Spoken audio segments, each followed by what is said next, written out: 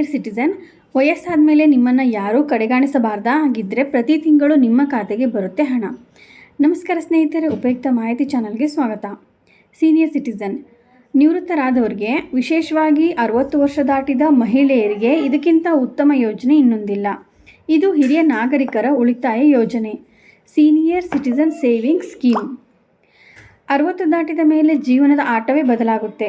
ಅಲ್ಲಿಯವರೆಗೆ ಸಂಪತ್ತು ಸೃಷ್ಟಿ ಮಾಡಬೇಕು, ದುಡ್ಡು ಬೆಳೆಸಬೇಕು ಅನ್ನೋ ಯೋಚನೆ ಇರುತ್ತೆ. ಆದರೆ ರಿಟೈರ್ಮೆಂಟ್ ಹತ್ತಿರ ಬಂದಾಗ ಮುಖ್ಯವಾಗಿ ಬೇಕಾಗಿರುವುದು ನಿಯಮಿತ ಆದಾಯ.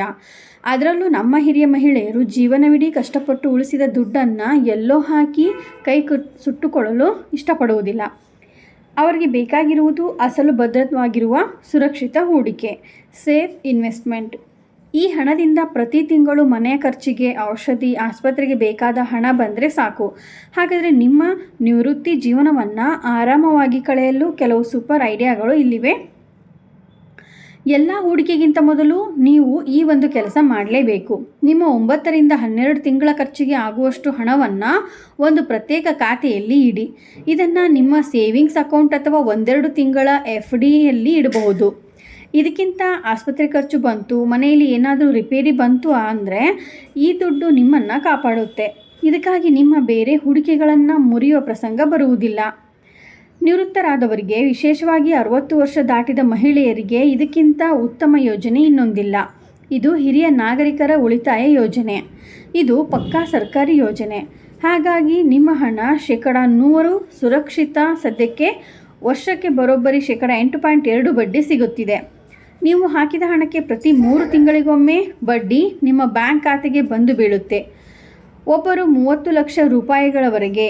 ಇದರಲ್ಲಿ ನಿಮಗೆ ಪ್ರತಿ ತಿಂಗಳು ಪೆನ್ಷನ್ ತರಹ ದುಡ್ಡು ಬೇಕು ಎನ್ನುವುದಾದರೆ ಅಂಚೆ ಕಚೇರಿ ಮಾಸಿಕ ಆದಾಯ ಯೋಜನೆ ಒಂದು ಬೆಸ್ಟ್ ಆಯ್ಕೆ. ಹೆಸರೇ ಹೇಳುವಂತೆ ಇದು ಪ್ರತಿ ತಿಂಗಳು ನಿಮಗೆ ಬಡ್ಡಿ ಪಾವತಿಸುತ್ತದೆ. ಸದ್ಯಕ್ಕೆ 7.4% ಬಡ್ಡಿ ದರ ಇದೆ. ಇದು ಕೂಡ ಸರ್ಕಾರಿ ಭದ್ರತೆ ಇರುವುದರಿಂದ ನಿಮ್ಮ ಅಸಲು ಹಣಕ್ಕೆ ಯಾವುದೇ ಮೋಸ ಆಗುವುದಿಲ್ಲ. ಪ್ರತಿ ತಿಂಗಳು ತಪ್ಪದೇ ಆದಾಯ ನಿಮ್ಮ ಕೈ ಸೇರುತ್ತದೆ. ನಿಮ್ಮ ನಿವೃತ್ತಿ ಸಮಯದಲ್ಲಿ ಒಂದೇ ಸಲ ದೊಡ್ಡ ಮೊತ್ತದ ಹಣ ಬಂದಿದ್ದರೆ ಅದನ್ನು ವರ್ಷಾಶನ ಯೋಜನೆಗಳಲ್ಲಿ ಹೂಡಿಕೆ ಮಾಡ್ಬೋದು. ಇದರಲ್ಲಿ ನೀವು ಒಮ್ಮೆ ಹಣ ಕಟ್ಟಿದರೆ ಸಾಕು, ವಿಮಾ ಕಂಪನಿಗಳು ನಿಮಗೆ ಜೀವನ ಪೂರ್ತಿ ಲೈಫ್ ಲಾಂಗ್ ಖಚಿತವಾದ ಪೆನ್ಷನ್ ನೀಡುತ್ತವೆ. ನೀವು ಒಬ್ಬರೇ ಅಥವಾ ನಿಮ್ಮ ಸಂಗಾತಿ ಜೊತೆ ಸೇರಿ ಕೂಡ ಈ ಪಾಲಿಸಿಯನ್ನು ತೆಗೆದುಕೊಳ್ಬೋದು. ನನಗೆ ಸ್ವಲ್ಪ ರಿಸ್ಕ್ ತೆಗೆದುಕೊಂಡ್ರೂ ಪರವಾಗಿಲ್ಲ, ಸ್ವಲ್ಪ ಹೆಚ್ಚು ರಿಟರ್ನ್ಸ್ ಬೇಕು ಎನ್ನುವರಾದರೆ ನೀವು ಮ್ಯೂಚುವಲ್ ಫಂಡ್ಗಳ ಸಿಸ್ಟಮ್ಯಾಟಿಕ್ ವಿತ್ಡ್ರಾವಲ್ ಪ್ಲ್ಯಾನ್ ಪರಿಗಣಿಸಬಹುದು. ಇದರಲ್ಲಿ ಪ್ರತಿ ತಿಂಗಳು ನಿಗದಿತ ಮೊತ್ತವನ್ನು ನೀವು ಹಿಂಪಡೆಯಬಹುದು ಮತ್ತು ಇದು ತೆರಿಗೆ ದೃಷ್ಟಿಯಿಂದಲೂ ಲಾಭಕಾರಿ. ಆದರೆ ನೆನಪಿಡಿ, ಇದು ಮಾರುಕಟ್ಟೆಗೆ ಸಂಬಂಧಿಸಿದೆ. ಹಾಗಾಗಿ ಇದನ್ನು ನಿಮ್ಮ ಮುಖ್ಯ ಆದಾಯದ ಮೂಲವನ್ನಾಗಿ ಮಾಡಿಕೊಳ್ಳಬೇಡಿ.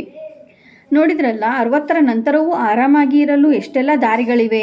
ನಿಮ್ಮ ಪೂರ್ತಿ ಹಣವನ್ನು ಒಂದೇ ಕಡೆ ಹಾಕಬೇಡಿ. ಸ್ವಲ್ಪ SCSS, ಸ್ವಲ್ಪ ಪೋಸ್ಟ್ ಆಫೀಸ್, ಸ್ವಲ್ಪ FD, ಸ್ವಲ್ಪ ಅನ್ಯೂಟಿ ಎಂದು ನಿಮ್ಮ ಹಣವನ್ನು ಜಾಣ್ಮೆಯಿಂದ ಹಂಚಿಕೆ ಮಾಡಿ. ಹೀಗೆ ಮಾಡಿದರೆ ನಿಮ್ಮ ನಿವೃತ್ತಿ ಜೀವನ ಯಾವುದೇ ಚಿಂತೆ ಇಲ್ಲದೆ ಸುಖವಾಗಿ ಸಾಗುತ್ತದೆ. ಇದೇ ರೀತಿ ಮಾಹಿತಿಗಾಗಿ ನಮ್ಮ ಚಾನಲನ್ನು ಸಬ್ಸ್ಕ್ರೈಬ್ ಆಗಿ ಮತ್ತು ಶೇರ್ ಮಾಡಿ. ಧನ್ಯವಾದಗಳು.